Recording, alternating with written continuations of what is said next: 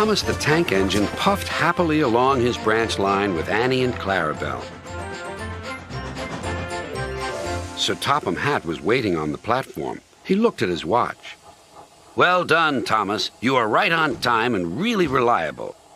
"Thank you, sir," whistled Thomas. "Ooh, right on time and really reliable," hummed the coaches. But the big engines were not feeling cheerful at all. "Where's Percy?" mumbled Henry. "He's supposed to fetch our coaches." "We get no rest," complained James. He edged angrily onto the turntable and spoke rudely to Henry. "What's the matter, Henry? There's no rain today. Stop worrying and do some work instead." "I'm not afraid of getting wet anymore," huffed Henry. "Anyway, you look silly enough to be a clown. You should join the circus." "Oh," whistled Percy. "So you've heard the news?" "What news?" "About the circus."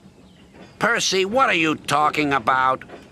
"The circus has arrived," explained Percy. "I've been shunting special cars. Sir Topham Hatt needs your help, too." The engines soon forgot to be tired and cross, until it was time for the circus to leave. Then Gordon and Henry were cross all over again when James got to pull the train away.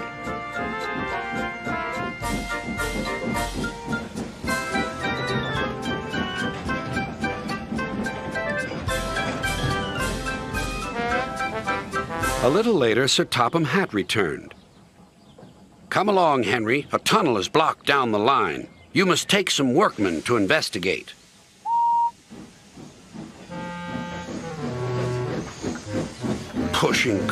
pushing cars," grumbled Henry. They stopped outside the tunnel. The workmen went inside. It was very dark and quiet, but not for long. "Help!" shouted the workmen, and they ran out. "We started to dig at the block, but it grunted and moved," one said. "Rubbish," said the foreman. "It's not rubbish. It's big and alive. We're not going in there again." "Right," said the foreman. "I'll ride in the cars and Henry shall push it out." "Wheesh," said Henry unhappily. He had been shut in the tunnel for being afraid of the rain, but this was worse. Something big and alive was inside. "Peep, peep. I don't want to go in."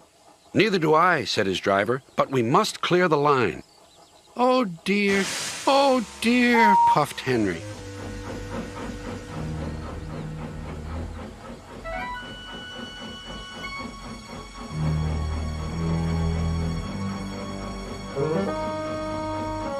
Then there was trouble. The block was indeed alive and very strong. It began to push the train backwards. Out of the tunnel came Henry, then the cars, and last of all, a large, cross elephant. "Well, I never!" cried the foreman. The workman gave him some cake. He drank 3 buckets of water and was just about to drink another when Henry let off steam. Cried the elephant. Water went all over Henry. Poor Henry. The elephant and his keeper were soon reunited, but Henry was most upset. "An elephant pushed me. An elephant hooshed me." That night he told the other engines all about it. Gordon and James felt sorry for Henry, but still teased him. "First the rain, then an elephant. Whatever will you be afraid of next?" "Never mind, Henry," murmured Thomas. "I think you were brave today, and really reliable, too."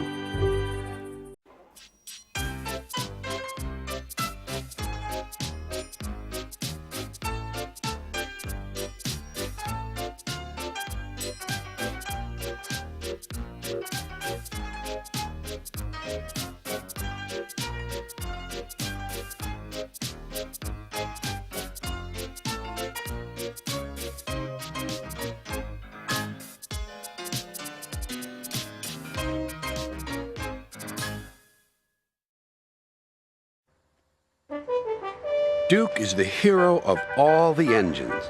This is a story about him. It happened long ago when Peter Sam was called Stuart and Sir Handel Falcon. Many people came year after year to see the mountains and the lakes, and most of all, Duke.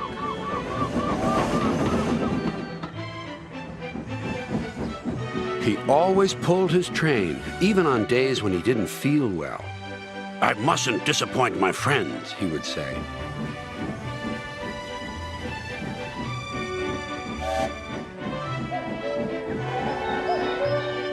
Every morning he took his passengers up the line and stopped anywhere they wanted. "Beep, beep," he whistled. "Please be ready when I come back for you. Otherwise, we might miss your boat to the mainland, and that would never do."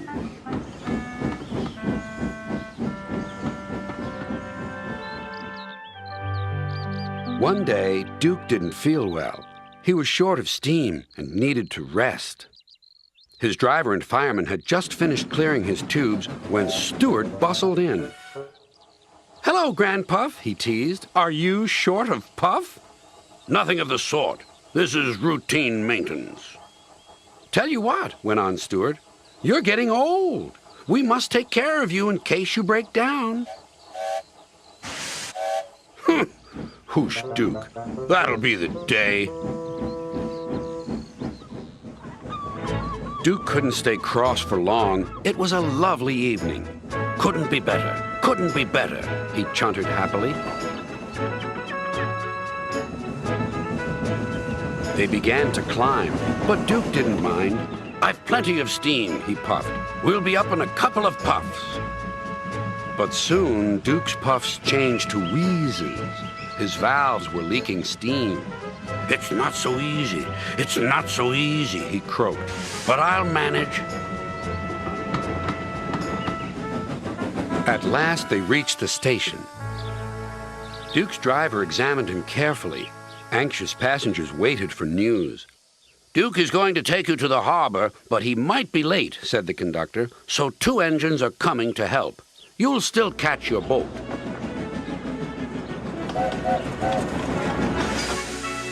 Falcon buffered up in front. "Poor old Grand Puff, what a shame you've broken down." "Beep, beep, beep," teased Stuart. "This is the day." He was coupled on behind. "Are you ready?" whistled Falcon. "Yes, I am," replied Stuart, and away they went.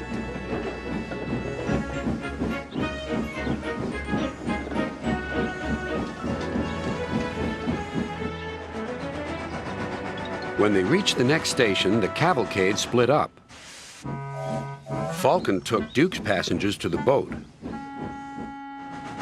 Stuart headed Falcon's train, with Duke coupled behind. "Fancy me rescuing Grand Puff. This is the day, this is the day," he boasted. "Poor old engine, poor old engine." But Duke still had plenty of steam left in him. His valves sounded worse than they were. He and his driver had their own little joke ready. They waited until they reached the hill. "Now," said his driver. Duke puffed and roared as though he was pushing the whole train's weight before him. The noise echoed everywhere.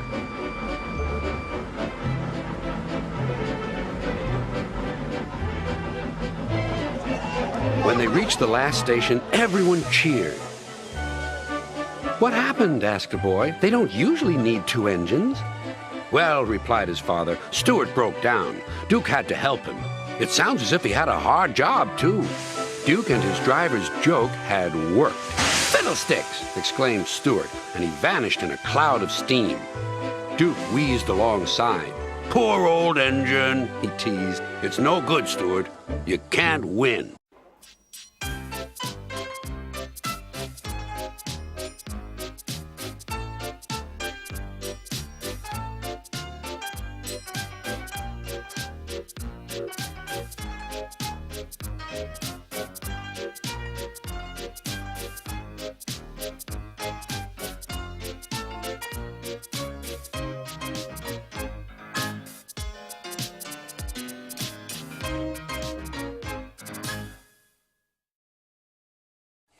Toby the tram engine was very excited. He was wearing a brand new bell that shone like gold. He was off to the seaside. His driver was explaining everything as they puffed along the line. There's a seaside village near here, and every year they have a big parade with a special attraction for all the visitors. This year, Toby, you're the special attraction. Thank you, sir, said Toby. But what does a special attraction do? Oh, just smiles and blows whistles at everyone, replied his driver. We're almost there. Listen, you can hear the seagulls. Soon they reached the little station by the village. But instead of a big welcome, there was just one man. He whispered to Toby's driver and turned sadly away. Well, if that doesn't take the biscuit, said Toby's driver. They've run out of room in the parade and don't need a special attraction after all. We've got to go home, Toby. I'm sorry, old boy. So am I, sighed Toby.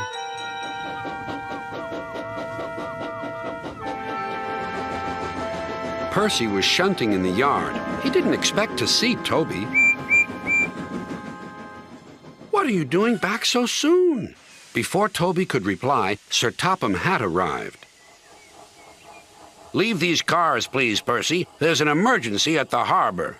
Come on, Percy, said his driver. This'll be trouble with Bulstrode. Who's Bulstrode? Wondered Percy. He was still surprised about Toby, and now he had two puzzles to sort out. His driver explained. Bulstrode is a disagreeable barge. He never stops complaining. His driver was right about Bulstrode. Today the barge was more bad-tempered than ever. Come on, come on. Why aren't you cars where you should be? There's no engine, and we can only go where we're put, shouted the cars. You're in the wrong place, not us. When Percy arrived, Bulstrode was sulking and the cars were crosser still. Our stone is for Bulstrode. Please put us in a siding so that we can load him up and be rid of him.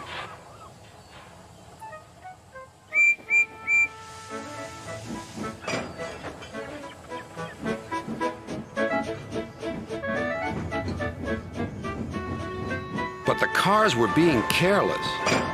As Percy was lining them up, they burst through some buffers.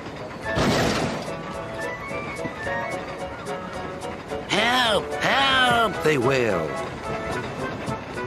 But it was too late.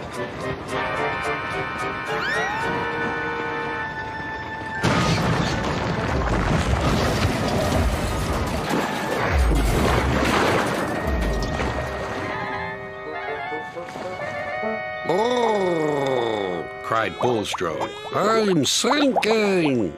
Serves you right, giggled the cars. You were always barging in and moaning. It took a very long time to clear the mess.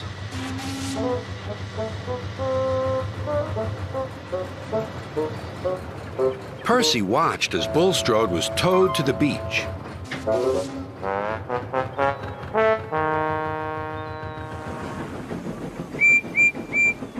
There you are, said the workman. Now you can just stay here. Children can play in you all day, and at long last, you'll be useful.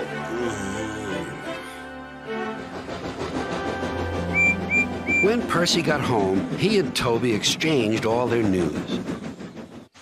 Well, we've both had some seaside surprises today, laughed Toby. But Driver says that I'm a special attraction anyway, and so are you. Every time we go on our own line. What do you mean? Asked Percy. Well, all we have to do is smile and blow whistles at everyone.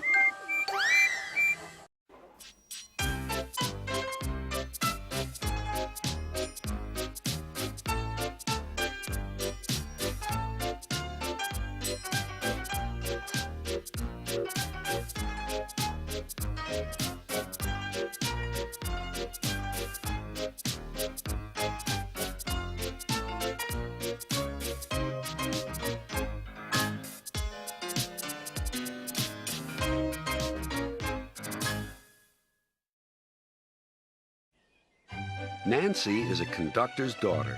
One day she was working on Skarloey with some polish and a rag. Skarloey was snoozing happily, but Nancy wanted to talk. "Wake up, lazy bones. Your brass is filthy. Aren't you ashamed?" "No," yawned Skarloey. "You're just an old fusspot." And Skarloey closed his eyes. He was thinking about his friend Rheneas and all the good times they had shared before Rheneas went away to be mended.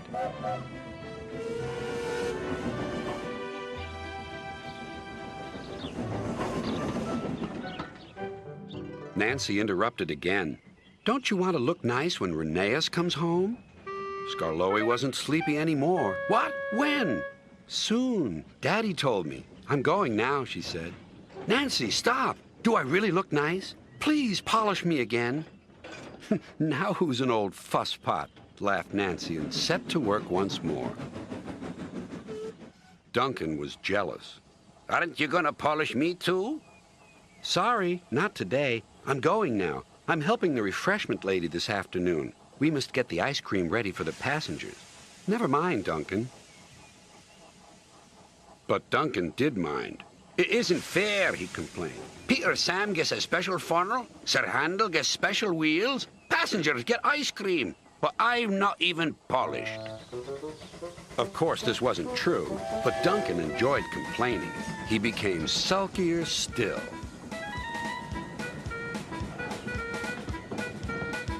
That afternoon, there was bad news from up the line. "One of Skarloey's coaches has come off the rails," called Duncan's driver. "We'll have to take workmen there right away." "All this extra work," grumbled Duncan. "It wears an engine out." "Rubbish. Come on."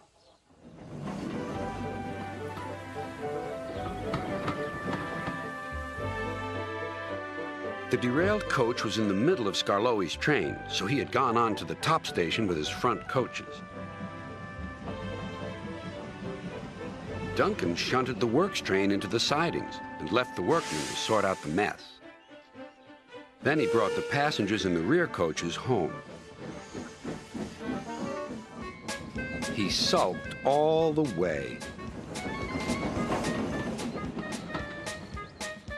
"I get no rest, I get no rest," he muttered. Duncan made the journey very difficult. He was short of steam, so his driver waited a while in the hope of raising more. But Duncan wouldn't try. "We'll keep our passengers waiting," said his driver. Duncan was cross. "You always think about the passengers and never about me."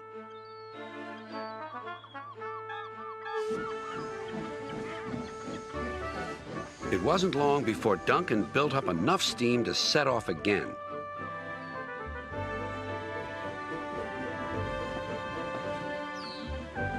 But he was still very grumpy and cross. "I'm overworked and I won't stand it." At last they reached the viaduct near the station. "Come on, Duncan," called his driver. "One more effort and you'll have a rest and a drink at the station." Then Duncan was very rude. "Keep your old station. I'm staying here." And he did, too. Skarloey had to haul Duncan and his train all the way to the platform.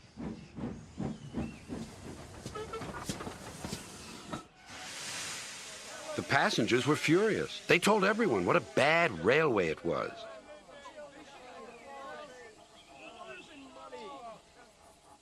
That night, Sir Topham Hatt spoke to Duncan. "No passengers means no polish, and no polish means no passengers," Duncan muttered to himself. He still has a lot to learn, doesn't he?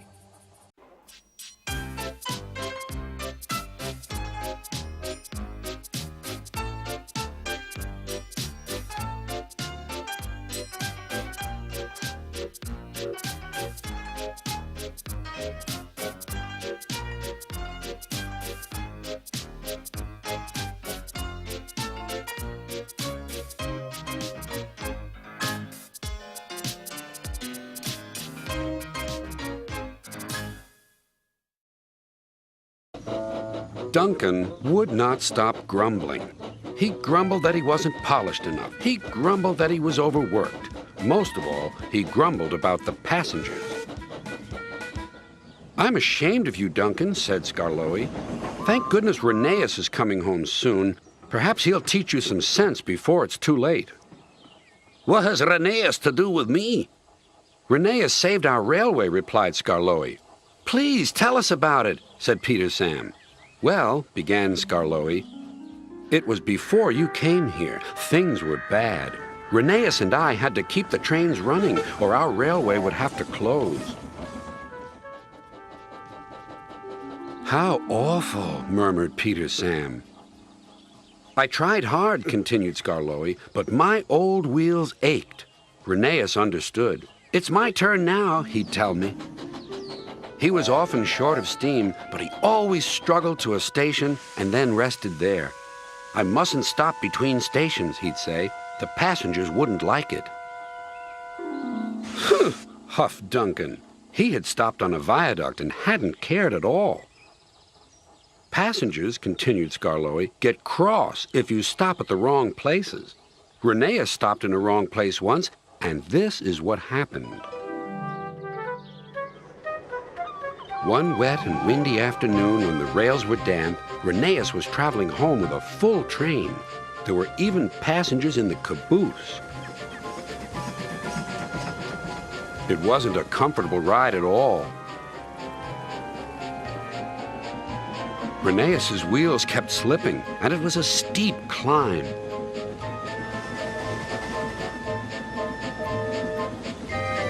At last, his wheels gripped the rails again. "The worst is over," he thought. "Now we're away."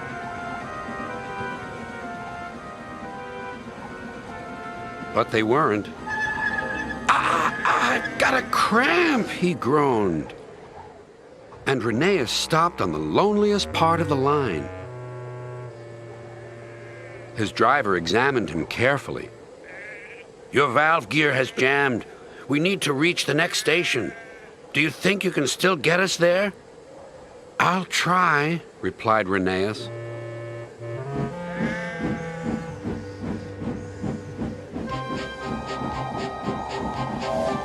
Rheneas did his best.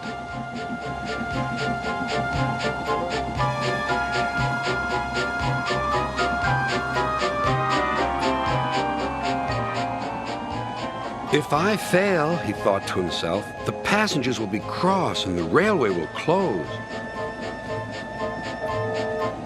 Everything blurred.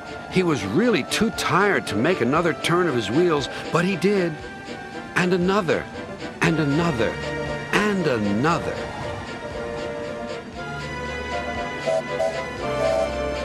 Finally, tired but triumphant, Rheneas reached the station. "I'm here at last," he wheezed. "Thank you for getting us home," said the passengers. "We'll tell all our friends what a fine railway this is." His driver was delighted. "You're a gallant little engine," he said to Rheneas. "When you're rested, we'll mend you, so you'll be ready for tomorrow." And, smiled Skarloey, Rheneas always was ready for tomorrow. "Thanks for telling us about him," whispered Duncan. "I was wrong. Passengers are important after all." The next day, Rheneas came home. All the engines were there to greet him. Edward pushed his truck to the siding, where he was lifted onto his rails. This was the signal for a chorus of whistles from engines large and small. Everyone was happy, and Rheneas was the happiest of all. "You know," he whispered to Skarloey, "this helps a little engine to feel that at last he has really come home."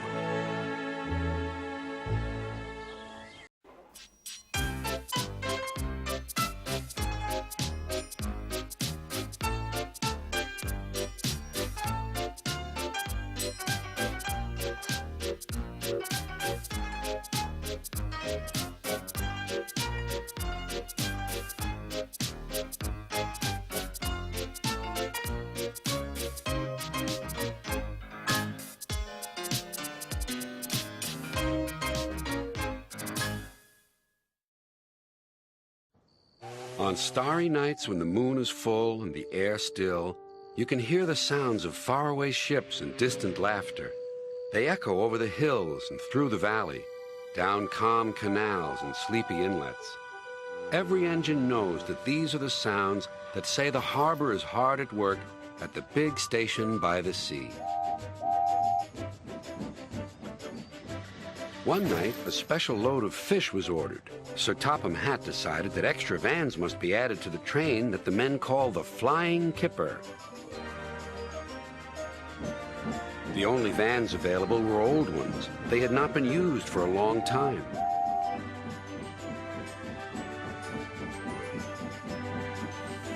Henry waited impatiently by the quayside as Duck shunted them into position. Thomas puffed by with the mail train.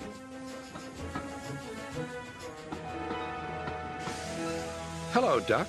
Going fishing? I'd take care if I were you. Why? Huffed Duck.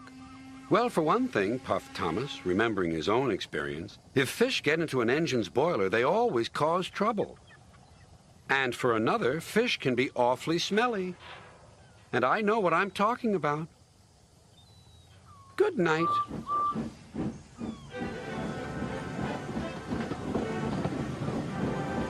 Henry grunted dreadfully. You'll just have to put up with it, Henry, said his driver. At least the extra load will mean you can have another engine help us up Gordon's Hill.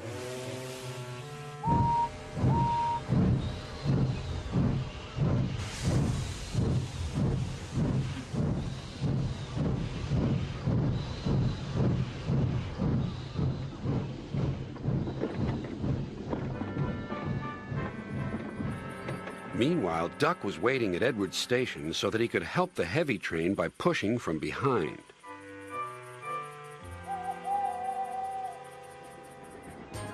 Henry made good progress.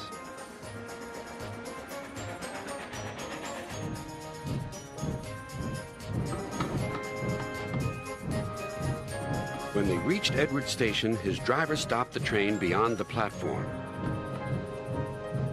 Then Henry gave a special signal. Beep, beep, beep, beep. I need help, please. Beep, beep, replied Duck. I won't be long. Duck buffered gently up to Henry's train. He was not coupled on.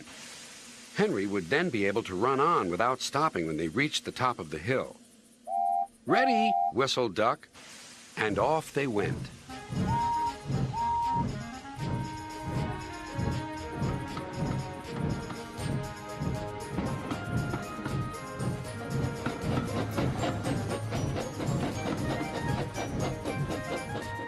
Soon they reached Gordon's Hill. Push hard, puffed Henry. We're doing it, replied Duck. Henry was pulling his train harder than he realized.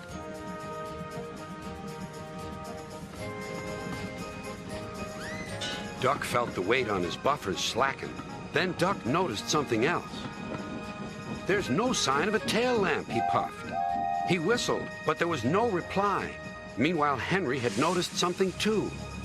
My train's getting heavier, he thought to himself. I'm slowing down. Then there was trouble.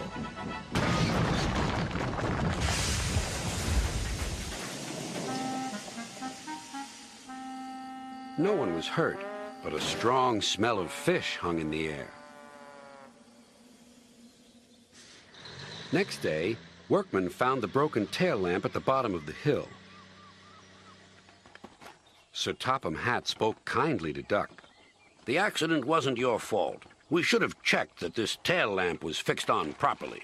We'll soon have you in working order again. Thank you, sir, said Duck sadly. Thomas told me to be careful about fish. They got me in a right pickle, didn't they?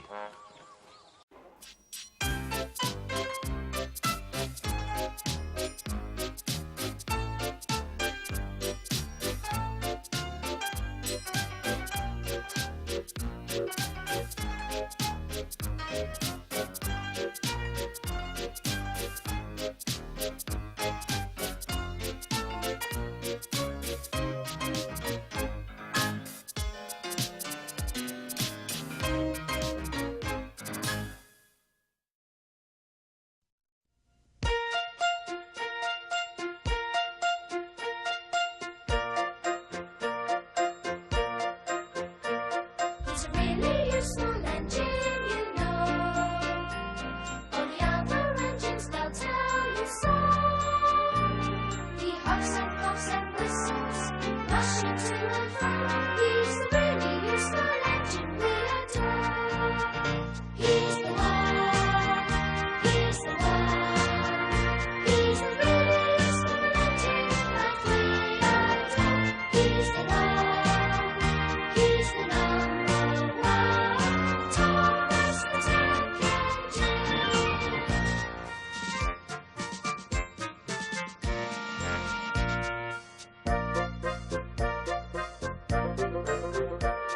He's a really useful engine, you know, 'cause of that controller he told him so. Now he's got a proton to call his very own. He's a really useful engine we adore. He's the one, he's the one. He's the really useful engine that we adore. He's the one, he's the number one. Thomas the Tank Engine. Little blue train, he's always there whenever you need a hand. If you need help with a situation, who comes into mind? He's the one, he's the one. He's the really useful engine that we adore. He's the one, he's the number one. Thomas the Tank Engine.